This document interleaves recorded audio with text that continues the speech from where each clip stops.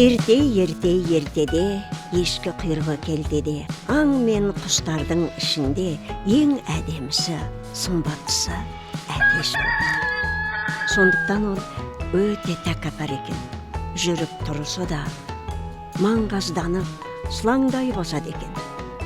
Қоқыраяқта жүреді.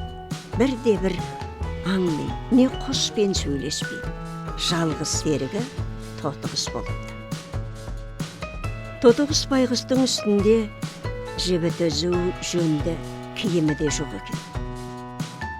Бір күні Тотықұс әлгі кербез әтешке келді. Досым, мен бүгін қонаққа баратын едім. Жөнді киімім де жоқ. Мына түріммен қалай барам? Мені сенің досың деп білетін ел мазақтайды ғой. Маған үстіңде